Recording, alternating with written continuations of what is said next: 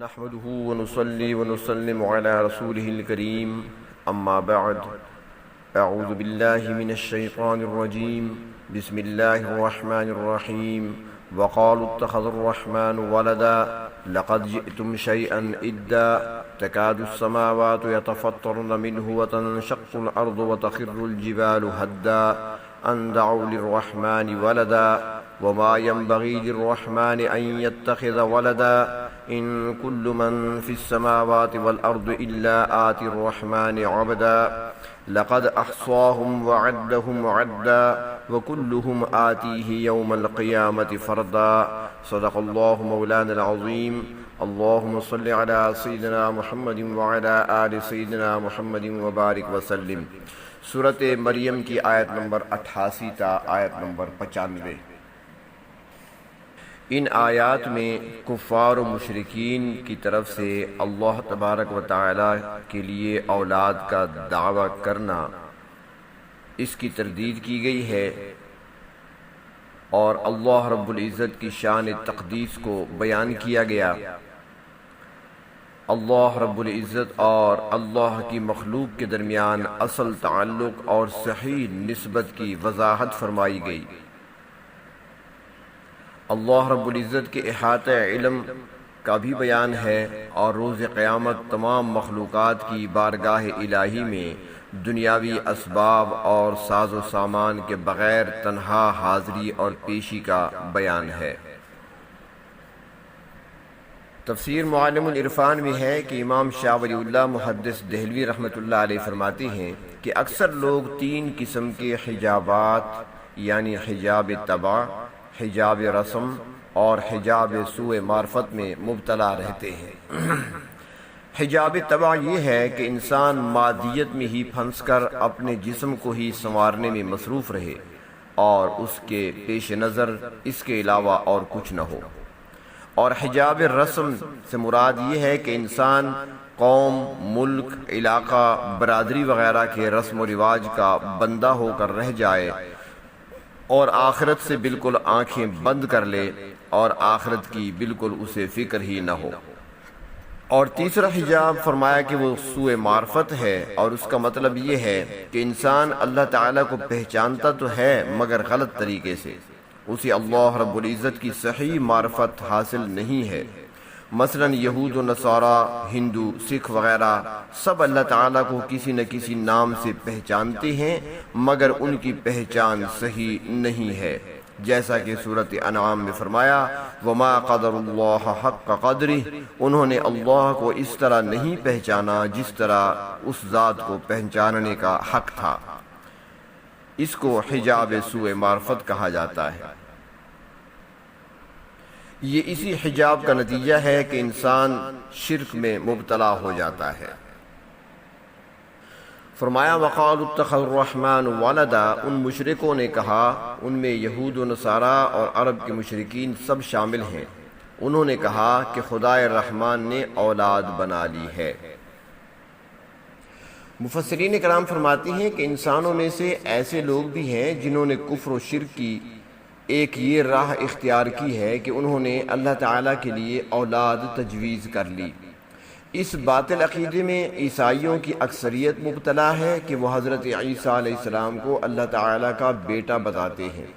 اسی طرح یہودیوں کا ایک فرقہ حضرت عزیر علیہ السلام کو اللہ تعالیٰ کا بیٹا قرار دیتا ہے۔ مشرکین عرب بھی ان دونوں فرقوں سے کچھ کم نہ تھے، فرشتوں کو اللہ تعالیٰ کی بیٹیاں قرار دیا کرتے تھے۔ اس کے علاوہ بھی دنیا میں ایسے لوگوں اور فرقوں کا وجود پایا جاتا رہا ہے جن کا یہ اعتقاد اور نظریہ رہا کہ وہ مخلوقات میں سے بعض کو اللہ تعالیٰ کی اولاد مانا کرتے تھے، جبکہ قرآن و حدیث اور اسلامی تعلیمات کا خلاصہ یہ ہے کہ اللہ تعالیٰ کے لیے اولاد کا دعویٰ کرنا یا عقیدہ رکھنا کفر ہے، کیونکہ جس طرح اللہ رب العزت ہر عیب سے پاک ہے، ہر نقص سے پاک ہے، ہر خامی اور کمزوری سے پاک ہے، اسی طرح وہ مخلوق کے ساتھ قرابت داری و رشتہ داری کی نسبت اور تعلق سے بھی پاک ہے۔ اولاد کی حاجت و ضرورت تو مخلوق کو ہوتی ہے، خالق کو نہیں۔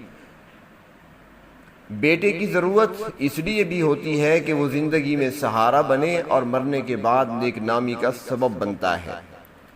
یہاں ہر حوالے سے اللہ تعالیٰ سے اولاد کی نفی کی جا رہی ہے کہ نہ تو اللہ رب العزت کی کوئی اولاد ہے، نہ ہی کوئی بیوی ہے، اور نہ ہی اللہ رب العزت کو ان نسبتوں اور رشتوں کی ضرورت ہے، کیونکہ وہ خالق کائنات، مالک الملک، مختار کل، غنی اور بے پرواہ ذات ہے۔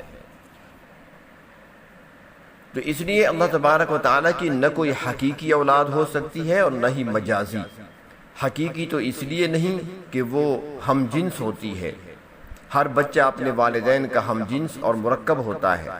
اگر یہ تصور اللہ تعالیٰ کے متعلق بھی کر لیا جائے تو پھر وہ بھی مخلوق کی طرح ہو کر بسیط نہیں رہے گا، اور پھر ایسی ذات الہ ہونے کے قابل نہیں ہو سکتی۔ اس لیے اللہ تعالیٰ کے لیے حقیقی اولاد کا عقیدہ رکھنا بالکل کافرانہ عقیدہ ہے۔ اسی طرح مجازی اولاد کا عقیدہ بھی باطل ہے۔ عیسائی کہتے ہیں کہ اللہ تعالیٰ نے حضرت عیسیٰ علیہ السلام کو اپنا پیارا یعنی بیٹا بنا دیا ہے، اور پھر اس کو اختیار دے دیا ہے کہ جو چاہے کرے۔ حالانکہ یہ بھی بالکل غلط عقیدہ ہے۔ اللہ تبارک و تعالیٰ نے اپنی مخلوق میں سے کسی اعلیٰ یا کسی ادنا کو کوئی اختیار نہیں دیا۔ ہر کام اللہ رب العزت اپنی مرضی اور ارادے سے کرتے ہیں۔ سورۃ سجدہ میں ہے یدبر الامر من السماء الى الارض، آسمان کی بلندیوں سے لے کر انتہائی پستیوں تک ہر چیز کی تدبیر اللہ تعالیٰ خود کرتے ہیں۔ تو انہوں نے کہا کہ اللہ تعالیٰ نے بیٹا بنا لیا ہے، فرمایا لقد جئتم شیئا ادا، یہ تم ایک نہایت ہی ناگوار بات لائے ہو۔ اللہ کے لیے اولاد تجویز کرنا بڑی مکروہ بات ہے۔ حدیث شریف میں آتا ہے کہ اللہ تعالیٰ سے زیادہ صبر کرنے والا اور کوئی نہیں، اس لیے کہ دیکھو لوگ اللہ کے لیے اولاد جیسا گندا عقیدہ رکھتے ہیں، مگر اس کے باوجود بھی اللہ تعالیٰ انہیں فوری طور پر گرفت میں نہیں لیتے بلکہ مہلت دیتے رہتے ہیں، حالانکہ یہ سخت گستاخی کا کلمہ ہے۔ اللہ رب العزت کی ذات غنی ذات ہے۔ سورۃ فاطر میں فرمایا یا ایھا الناس انتم الفقراء الی اللہ واللہ هو الغنی الحمید۔ وہ غنی ذات ہے، وہ صمد ہے، باقی ساری مخلوق اس ذات کی محتاج ہے۔ فرماتے ہیں کہ یہاں پر اللہ رب العزت کے لیے اولاد کا غلط عقیدہ و نظریہ رکھنے والوں کی سخت الفاظ میں اور تنبیہی انداز میں مذمت کی جا رہی ہے کہ یہ تم نہایت ناگوار اور خطرناک بات کہہ رہے ہو جو کسی بھی صورت میں لمحے بھر کے لیے ذرا برابر قابل قبول نہیں ہے، کیونکہ یہ اللہ تعالیٰ کی شان اقدس میں انتہائی عیب، گستاخی اور بے ادبی کی بات ہے۔ وہ ذات جس کی توحید اور وحدانیت اور یکتائی پر آسمان و زمین، پہاڑ و دریا اور شجر و حجر، بلکہ درختوں کا ہر پتا اور کائنات کا ایک ایک ذرہ اس چیز کی گواہی دے رہا ہے کہ وہ ذات ایک ہی ہے جو نظام کائنات کو چلانے والی ہے۔ فرمایا تکاد السماوات یتفطرن منہ، کہ قریب ہے کہ آسمان پھٹ جائیں، وتنشق الارض، اور زمین شق ہو جائے، وتخر الجبال حدا، اور پہاڑ ریزہ ریزہ ہو کر گر پڑیں، ان دعوا للرحمن ولدا، اس وجہ سے کہ یہ لوگ خدائے رحمان کے لیے اولاد پکارتے ہیں۔ مطلب یہ ہے کہ اس قبیح کلمہ کا اتنا شدید اثر ہو سکتا ہے، اس گستاخی کے کلمات کا اتنا شدید اثر ہو سکتا ہے کہ اللہ کا غضب بھڑک اٹھے اور کائنات کی تمام چیزیں درہم برہم ہو جائیں۔ فرمایا حقیقت یہ ہے وما ينبغي للرحمن ان يتخذ ولدا، خدائے رحمان کے لیے یہ بات ہرگز لائق نہیں کہ وہ کسی کو بیٹا بنائے۔ نہ تو اللہ کو نسب کی ضرورت ہے اور نہ ہی نعوذ باللہ وہ محتاج ہے کہ اسے مدد کی حاجت ہو، لہذا اس ذات کے لیے اولاد ثابت کرنا کسی طور پر مناسب نہیں ہے۔ تمام کائنات کی اللہ تعالیٰ کے ساتھ نسبت باپ بیٹے کی نہیں بلکہ خالق اور مخلوق کی ہے۔ اس آیت میں شان الہی کی تقدیس کو بیان کیا گیا ہے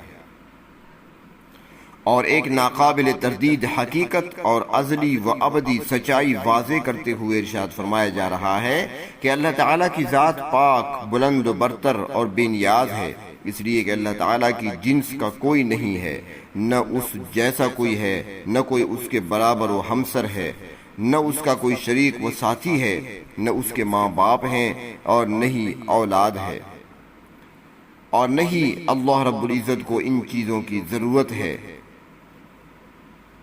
ضرورت مند وہ ہوتا ہے جو محتاج ہو، جبکہ اللہ تبارک و تعالی تمام احتیاجوں سے اور عیوب سے پاک و مبرہ و منزہ ہے۔ فرمایا ان کل من فی السماوات والارض الا آتی الرحمن عبدا، جو کچھ بھی آسمان اور زمین میں ہے سب اللہ کے سامنے عاجز بندہ ہو کر آئیں گے۔ یہاں پر بتایا جا رہا ہے کہ اللہ تبارک و تعالی خالق ہیں اور تمام جاندار و بے جان، موجود و معدوم، ہر چیز اس کی مخلوق ہے۔ اللہ تعالی حاکم ہیں، باقی سب محکوم ہیں۔ اللہ تعالی قادر ہیں، باقی سب عاجز بندے ہیں۔ اللہ رب العزت معبود ہیں اور باقی سب عبد کی صفت سے متصف ہیں۔ اللہ تعالی آقا و مولا ہیں اور باقی سب غلام، اور یہ سب کے سب اللہ کے حکم پر اسی کے سامنے عاجز بندے بن کر حاضر ہوں گے۔ تو جب ہر چیز اللہ کے تابع فرمان ہے تو پھر وہ کس طرح معبود کے برابر ہو سکتی ہے؟ فرمایا لقد احصاہم، ہم نے تمام مخلوق کو گھیر رکھا ہے، اس کا احاطہ کیا ہوا ہے۔ وعدہم عدا، اور ہر ایک کو شمار کر رکھا ہے۔ مخلوق کا ہر فرد، ہر چیز، اس کا ہر عمل اور نقل و حرکت اللہ تعالیٰ کے علم میں ہے۔ اللہ رب العزت نے سب کچھ شمار کر رکھا ہے۔ جب قیامت کا دن آئے گا تو سب خدائے رحمان کے حضور پیش ہو جائیں گے۔ وَكُلُّهُمْ آتِيهِ يَوْمَ الْقِيَامَةِ فَرْدًا، قیامت کے دن ان میں سے ہر ایک کو اللہ کے حضور تنہا پیش ہونا ہوگا۔ اس دن نہ خاندان ساتھ ہوگا، نہ برادری ہوگی، نہ باڈی گارڈ ہوں گے اور نہ ساتھی ہوں گے، بلکہ ہر شخص اکیلا حاضری دے گا۔ اور یہ بھی ہے کہ اس دنیا کے لحاظ سے ہر اعلیٰ و ادنا کی پیشی برہنہ حالت میں ہوگی، ہر کوئی ننگا ہوگا، بغیر لباس کے ہوگا، اور لباس تو آگے چل کر قسمت والوں کو ہی نصیب ہوگا۔ وہاں نفسا نفسی کا عالم ہوگا، ہر ایک کو اپنی پڑی ہوگی۔ اس وقت حضرت عیسیٰ علیہ السلام کو اللہ کا بیٹا ماننے والے سخت پریشانی کے عالم میں ہوں گے۔ اللہ رب العزت نے اس باطل عقیدے کی سختی کے ساتھ تردید فرمائی ہے۔ اللہ رب العزت ہمیں عقیدہ توحید پر کاربند رکھیں اور ہر قسم کے شرک سے ہماری حفاظت فرمائیں۔ وآخر دعوانا ان الحمد للہ رب العالمین۔